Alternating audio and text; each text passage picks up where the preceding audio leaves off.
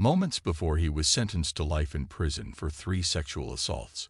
Well, whistleblower Enzo Vargas proclaimed his innocence. "You can sentence me to all the years you want," he warned a judge in 1999. "But as far as I'm concerned, that individuals that really did these crimes might really be raping someone out there." 16 years later, his words now haunt LA's criminal justice system. On Monday, a Los Angeles County judge threw out Vargas' conviction after DNA evidence exonerated him in at least one of the attacks and instead implicated the notorious teardrop rapist and unidentified assailant linked to more than 3 dozen sexual assaults spanning nearly 2 decades. Los Angeles County prosecutors wrote the judge a letter this month, saying the office no longer has confidence in the convictions, noting that the prosecution argued at trial that there were so many similarities among the 3 crimes that they had to have been committed by the same person. Vargas, 46, walked slowly into a downtown courtroom Monday afternoon and peeked into the audience at his mother and his daughter. After the judge announced his exoneration, a few minutes later, tears filled Vargas' eyes, and he wiped them against the shoulder of his blue jail scrubs. He looked at his crying mother and mouthed, "I love you. I still feel a lot of anger." Vargas' mother, Blanca Alator, said in Spanish outside the courtroom, "This can't happen to other people. It just can't. It's injustice." Vargas' case again highlights the importance of DNA evidence in reversing miscarriages of justice, as well as the questionable reliability of eyewitness identification. It also added a new wrinkle to a hunt that has long dogged Los Angeles law enforcement. Many of the victims linked to the teardrop rapist were attacked within about 3 miles of the sexual assaults Vargas was convicted of committing. His lawyers said the attacks followed a similar pattern to others connected to the unidentified rapist. After a few words, the man wields a knife or gun and threatens to kill the victim. He pulls his victims into an alley or secluded area, where he assaults them before vanishing. He typically strikes between 5 and 8 a.m.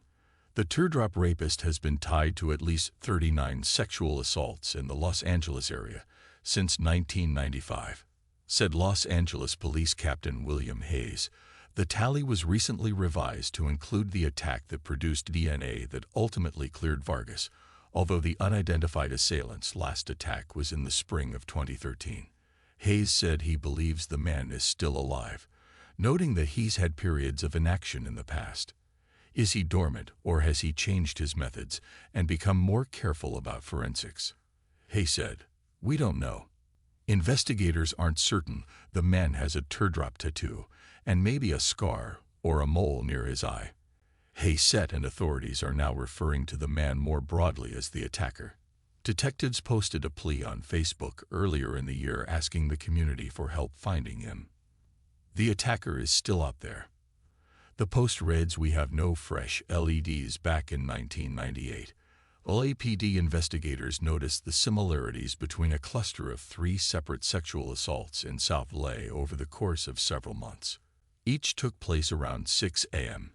In February 1998, a 17-year-old told her teacher that she'd been attacked while walking to a bus stop in the city's South Central neighborhood.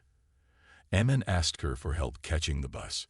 She told the police officer, then pulled her into a nearby driveway, held a knife to her body, and sexually assaulted her.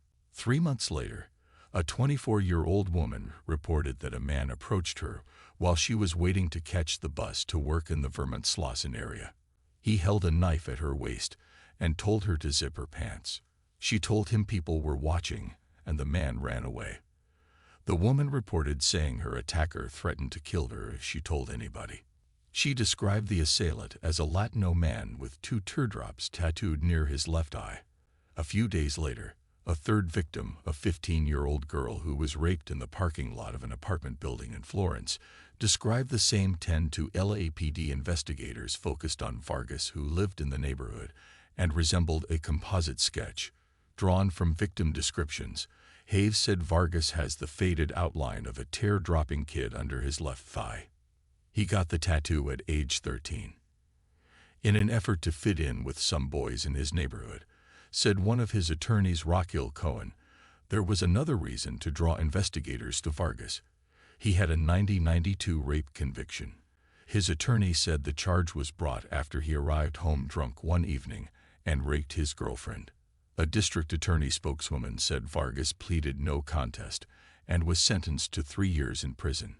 In 1999, Vargas went on trial for the series of sexual assaults. The 3 victims identified him as the man who attacked them. Vargas insisted he was innocent. Several co-workers testified that Vargas had been miles away at work when the attacks occurred around the time of the first offense. Vargas worked at a bagel shop in Beverly Hills. Later in the year, he moved to a different shop in Hollywood. The shops, however, didn't keep track of employees' hours, prosecutors said, and Vargas couldn't provide paperwork at trial documenting his schedule. Jurors convicted him, and he was sentenced to 55 years to life in prison. As the attacks by the teardrop rapist continued, Vargas fought for his release from behind bars. He filed appeal after appeal, and then successfully petitioned the state's Supreme Court to look at his case. In December 2012, aided by the California Innocence Project, he filed a request to examine DNA collected from the jean shorts and underwear of one of the victims he was convicted of attacking. According to court documents, the tests found genetic material from at least 2 people, including the victim and the teardrop rapist. Vargas' lawyers said in the recent letter to the court, the district attorney's office said the sophisticated technology used to exclude Vargas' DNA did not exist back in the late 1990s. The office said the victims who positively identified him at trial hadn't been as certain of their identifications during earlier lineups, and prosecutors also noted a discrepancy in the victims' descriptions to victims, said the attacker had to tear drops dead to near his left thigh. Vargas has only one, the girl who was raped.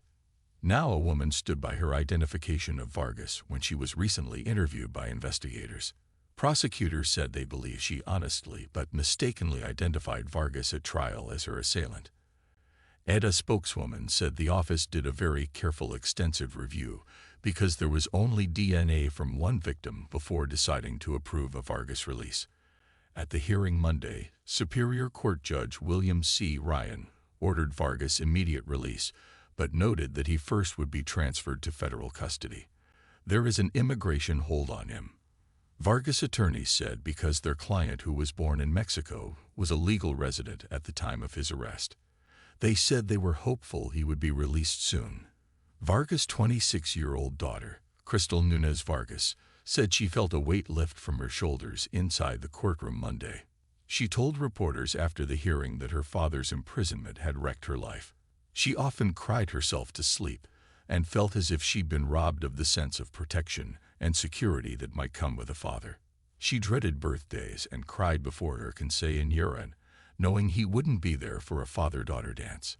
She got married recently, Nunez Vargas said, but only on paper. She's holding off on a big church celebration until after her father's release. She wants him to walk her down the aisle.